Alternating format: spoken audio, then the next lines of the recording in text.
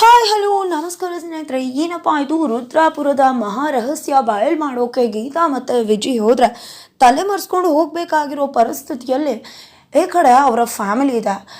ಇಲ್ಲಿ ಸುಧಾರಾಣಿ ಅವರು ಮಾತು ತಗೊಂಡಿದ್ದಾರೆ. ಬಿಕಾಸ್ ಯಾವುದೇ ಕಾರಣಕ್ಕೂ ನೀವು ಸೂರ್ಯಪ್ರಕಾಶ್ ಮಗ ಸೊಸೆ ಅಂತ ಗೊತ್ತಾಗಬಾರ್ದು. ಗೊತ್ತಾದರೆ ಆ ಊರಿನ ಜನ ಸುಮ್ಮನೆ ಬಿಡುವುದಿಲ್ಲ, ಜೀವಂತ ಸಮಾಧಿ ಮಾಡಿಬಿಡ್ತಾರೆ ಅಂತ.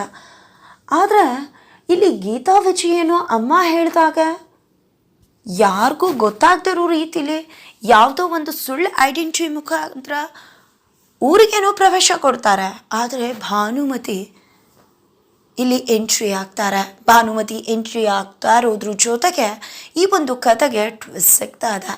ಗೀತಾ ವಿಜಯ್ ಯಾರು ಅಂತ ಗೊತ್ತಾಗೋ ಪರಿಸ್ಥಿತಿ ಬಂದೇ ಬಿಟ್ಟಿದೆ. ಗೊತ್ತಾಗ್ಬಿಟ್ರೆ ಏನೆಲ್ಲ ಆಗ್ಬೋದು, ಏನು ಆಗತ್ತೆ ತಿಳ್ಕೊಬೇಕು ಅಂದರೆ ಈಗಲೇ ನಮಗೆ ಚಾನಲ್ನ ಸಬ್ಸ್ಕ್ರೈಬ್ ಮಾಡಿ ಈ ಒಂದು ವಿಡಿಯೋವನ್ನು ಪೂರ್ತಿಯಾಗಿ ನೋಡಿ. ಇಲ್ಲಿ ಸುಧಾರಾಣಿ ಅವರೇನೋ ಗೀತಾ ವಿಜಯನ ಕಳಿಸ್ಬಿಟ್ರು ಯಾವುದೋ ಒಂದು ಕ್ಷಣ ಹೂ ಅಂತ ಹೇಳಿ ಕಳಿಸ್ಬಿಟ್ಟೆ. ಆದರೆ ಈಗ ತುಂಬ ಭಯ ಆಗ್ತದೆ. ನಿಮ್ಮ ಅಣ್ಣನ್ನೇ ಅವರು ಸುಮ್ಮನೆ ಬಿಟ್ಟವರಲ್ಲ. ಚುನಾವಣಾ ಪ್ರಚಾರಕ್ಕೆ ಅಂತ ಹೋಗಿ ಬಂದವರಲ್ಲಿ ತುಂಬಾ ಆತಂಕ ಆಯಿತು. ಯಾವಾಗಲೂ ಕೂಡ ಆ ಊರಿಗೆ ದುಡ್ಡು ಕಳಿಸಿದ್ರ ಅಂತ ಮಾತಾಡ್ತಾ ಇದ್ರು. ಆದರೆ ಎಂದೂ ಕೂಡ ಆ ಊರಿನ ಬಗ್ಗೆ ಬೇರೆ ವಿಚಾರಕ್ಕೆ ಹೋದವರಲ್ಲ ಅವರು. ಜೊತೆಗೆ ಆ ಒಂದು ವಿಶ್ವದಲ್ಲಿ ಅವರು ತುಂಬಾ ಹೆದರುತ್ತಿದ್ರು. ಏನಾಗಿತ್ತು ಏನು ಅಂತ ನನಗೆ ಗೊತ್ತಿಲ್ಲ. ಚುನಾವಣೆಯಲ್ಲಿ ಗೆದ್ದ ಮೇಲೂ ಕೂಡ, ಮಿನಿಸ್ಟರ್ ಆದ ಮೇಲೂ ಕೂಡ ಅವರು ಆ ಊರಿಗೆ ಕಡೆಗೆ ತಿರುಗಿ ನೋಡಲೇ ಇಲ್ಲ. ಜೊತೆಗೆ ಆ ಊರಿಂದ ಅವ್ರಿಗೆ ಒಂದೇ ಒಂದು ಓಟ್ ಕೂಡ ಬೀಳಲಿಲ್ಲ. ಯಾಕೆ ಏನು ಅಂತ ಗೊತ್ತಿಲ್ಲ. ಜೊತೆಗೆ ಅವ್ರಿಗೆ ಜೀವ ಭಯ ಇತ್ತು. ಈಗ ಗೀತಾ ವಿಜಯ್ ಹೋಗಿದ್ದಾರೆ. ಖಂಡಿತ ಅವರು ಸೂರ್ಯಪ್ರಕಾಶ್ ಮಗ ಸೊಸೆ ಅಂತ ಗೊತ್ತಾದರೆ ಖಂಡಿತ ಅವ್ರಿಗೆ ಅಪಾಯ ಇದೆ, ತುಂಬ ಗಾಬರಿ ಆಗ್ತದೆ ಅಂತ ಹೇಳ್ತಿದ್ರೆ, ಈ ಕಡೆ ಚಂದ್ರಿಕಾ ಅವರು ಆ ರೀತಿ ಏನೂ ಗಾಬರಿ ಮಾಡ್ಕೋಬೇಡ, ಏನಾದರೂ ಆದರೆ ಖಂಡಿತ ಅವರು ನಮಗೆ ಇನ್ಫಾರ್ಮ್ ಮಾಡ್ತಾರೆ. ಅವ್ರು ಯಾವುದೇ ಕಾರಣಕ್ಕೂ ಅಣ್ಣನ ಮಗ ಸೊಸೆ ಅಂತ ಹೇಳೋದಿಲ್ಲ, ನೀನು ಗಾಬರಿ ಆಗಬೇಡ. ಅಣ್ಣನ ಆಸೆ ಇದೇ ಆಗಿತ್ತು ಅನಿಸುತ್ತೆ, ಆ ಊರಿನ ಸಮಸ್ಯೆನ ಬಗೆಹರಿಸೋದು. ಅದರಿಂದಾಗಿ ಅವನ ಆತ್ಮಕ್ಕೆ ಇನ್ನೂ ಕೂಡ ತೃಪ್ತಿ ಸಿಕ್ಕಿಲ್ಲ, ಮೋಕ್ಷ ಸಿಕ್ಕಿಲ್ಲ. ಮಗನಾಗಿ ಅವನ ಆಸೆನ ಕನಸುಗಳನ್ನ ಅವನ ಉದ್ದೇಶನ ಈಡೇರಿಸೋದು ವಿಜಯ್ ಕರ್ತವ್ಯ. ಅವನು ಅದನ್ನು ನಿರ್ವಹಿಸೋಕ್ಕೆ ಹೋಗಿದ್ದಾನೆ. ಯಾವುದೇ ಕಾರಣಕ್ಕೂ ಭಯ ಪಡಬೇಡ ಅಂತ ಸಮಾಧಾನ ಮಾಡ್ತಾರೆ. ಈ ಕಡೆ ಶೇಖರ್ ಅವರು ಕೂಡ ಸಮಾಧಾನ ಮಾಡ್ತಾರೆ. ಈ ಕಡೆ ಗೀತಾ ವಿಜಯ್ ಆ ಊರಿಗೆ ಪ್ರವೇಶ ಕೊಟ್ಟಿದ್ದಾರೆ. ಬಟ್ ಅಲ್ಲಿ ಒಂದು ಆಶ್ರಯಕ್ಕೆ ಟ್ರೈ ಮಾಡ್ತಿದ್ರೆ, ನೀವು ಸಿಟಿಯವರು, ಹಾಗಾಗಿ ನಿಮಗೆ ಯಾವುದೇ ಕಾರಣಕ್ಕೂ ಆಶ್ರಯ ಇಲ್ಲೇ ಸಿಗೋದಿಲ್ಲ ಅಂತ ಹೇಳ್ತಿದ್ದಾರೆ. ಯಾವುದೇ ಮನೆ ಕೂಡ ಅರೇಂಜ್ಮೆಂಟ್ ಮಾಡೋಕ್ಕಾಗೋದಿಲ್ಲ ಅಂತ ಹೇಳ್ತಿದ್ದಾರೆ.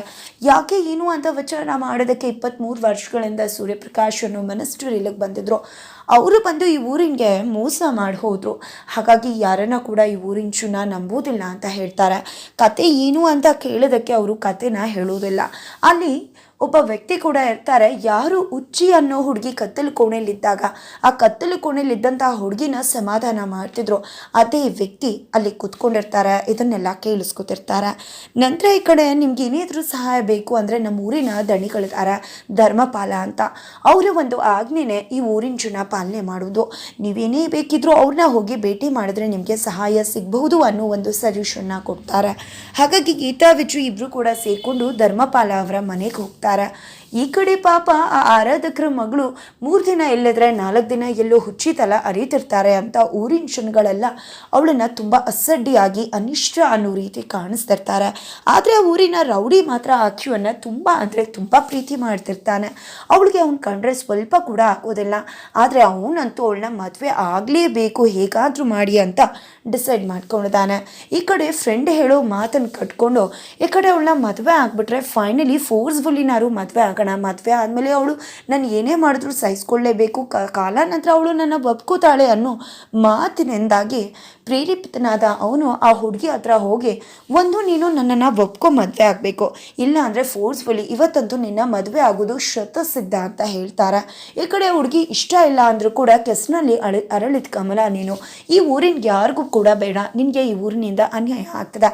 ಆದರೆ ನೀನು ನನ್ನ ಹತ್ರ ಬಂದು ಸೇರಿಕೊಂಡ್ರೆ ನೀನು ಖಂಡಿತ ಚೆನ್ನಾಗಿರ್ತೀಯ. ಆಮೇಲೆ ನಿನ್ನ ಹೆಂಡತಿ ಎಷ್ಟು ಹೊಡೆದ್ರು ಬೈದ್ರು ನಾನು ಅನ್ನಿಸ್ಕೋತೀನಿ, ನೀನು ತುಂಬ ಚೆನ್ನಾಗಿರ್ತೀಯ, ನನ್ನನ್ನು ಮದುವೆ ಆಗು ಅಂತ ಕೇಳ್ಕೊತಿದ್ದಾರೆ.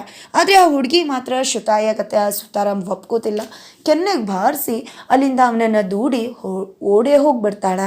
ನಂತರ ಈ ಕಡೆ ಗೀತಾ ಮತ್ತು ವಿಜಯ್ ಇಬ್ಬರು ಕೂಡ ಧರ್ಮಪಾಲ ಮನೆಗೆ ಹೋಗಿದ್ದಾರೆ. ಧರ್ಮಪಾಲನ ಭೇಟಿ ಮಾಡ್ತಾರೆ. ನಾವು ಈ ಊರಿಗೆ ಪ್ರಾಚ್ಯ ವಿಷಯಕ್ಕೆ ಸಂಬಂಧಪಟ್ಟಂಗೆ ನಾವು PhD ಮಾಡ್ತಿದ್ದೀವಿ, ನಾವಿಬ್ಬರು ಗಂಡ ಹೆಂಡತಿ.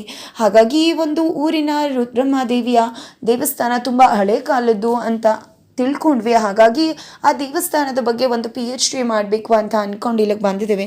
ನೀವು ಊರಿನ ಜನ ಕೇಳಿದ್ವಿ, ಯಾರೂ ಕೂಡ ಮನೆಗೆ ಅರೇಂಜ್ಮೆಂಟ್ ಮಾಡ್ಕೊಡೋಕ್ಕೆ ಆಗೋದಿಲ್ಲ ಅಂತ ಹೇಳಿದ್ರು.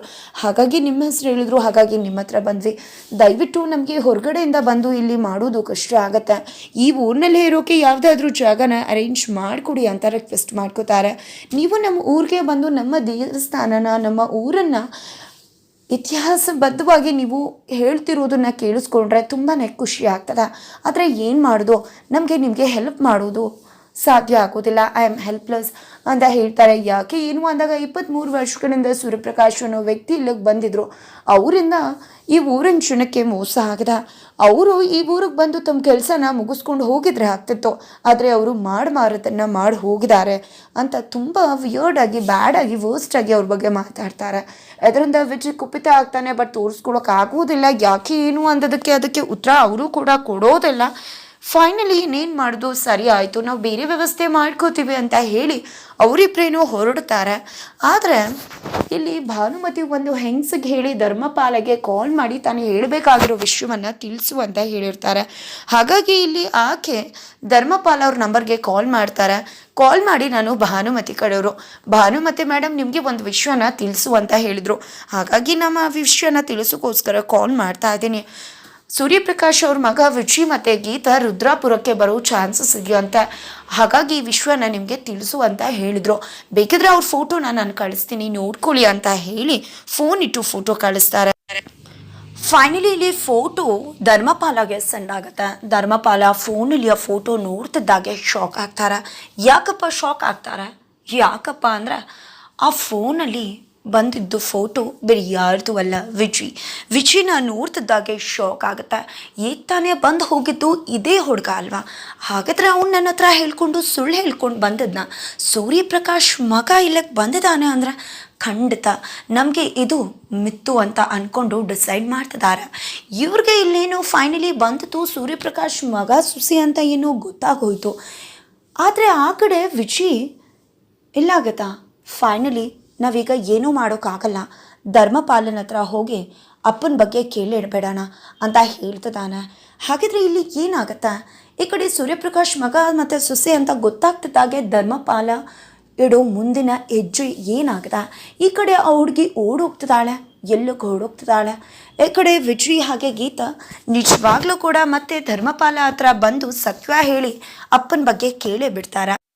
ಏನಾಗುತ್ತಾ ತಿಳ್ಕೊಬೇಕು ಅಂದರೆ ಈಗಲೇ ನಮ್ಮ ಈ ಚಾನಲ್ನ ಸಬ್ಸ್ಕ್ರೈಬ್ ಮಾಡಿ. ಮುಂದಿನ ವಿಡಿಯೋಗೋಸ್ಕರ ವೇಟ್ ಮಾಡೋದನ್ನು ಮರಿಬೇಡಿ.